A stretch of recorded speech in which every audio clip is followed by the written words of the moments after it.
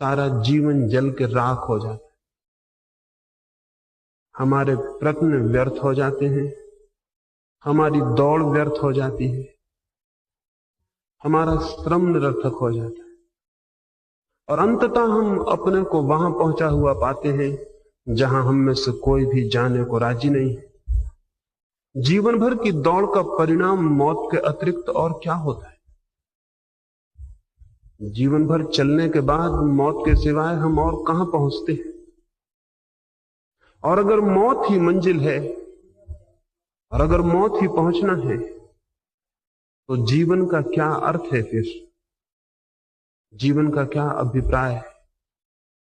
दुख से बचना चाहते हैं, पीड़ा से बचना चाहते हैं, अशांति से बचना चाहते हैं, लेकिन पहुंच कहां पाते हैं? आनंद में पहुंचते, अमृत में पहुंचते? नहीं, पहुंचते हैं मृत्यु में, पहुंचते हैं अंधकार में, पहुंचते हैं विनाश में।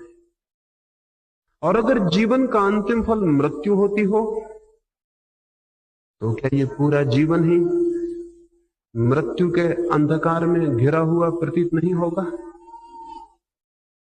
और जिससे हम बचना चाहते हैं, अगर वही अंत में जीवन में उपलब्ध होता हो तो क्या ऐसे जीवन को हम सफल जीवन कहेंगे?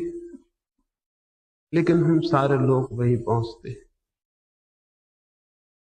और हम जितना बचना चाहते हैं उतना ही वही पहुंचते हैं, जिससे हम बचना चाहते हैं वही पहुंच जाते हैं। शायद उस बूढ़ी औरत को जो दिखाई पड़ा वो हमें दिखाई नहीं पड़ता, इसलिए ये दुर्घटना, इसलिए ये दुर्भाग्य घटित होता है। भीतर हमारे आग होती है, बुझाने की कोशिश हम बाहर करते हैं, आग नहीं बुझेगी, आग का बुझना असंभव है। भीतर ही अगर पानी भी खोजा जा सके तो शायद आग बुझ सकती।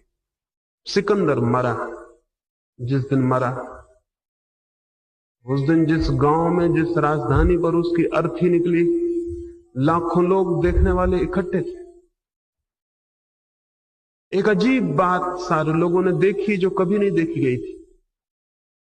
सिकंदर के दोनों हाथ अर्थी के बाहर लटके हुए थे। हाथ तो अर्थी के भीतर होते। क्या कोई भूल हो गई थी? सिकंदर के साथ भूल नहीं हो सकती थी। हजारों लोग अर्थी को लेकर बाहर आए थे, किसी को तो दिखाई पड़ ही जाता। अंधे नहीं थे लोग। रास्ते पर गांव में भीड़ विचार में पड़ गई, सिकंदर के हाथ अर्थी के बाहर क्यों हैं?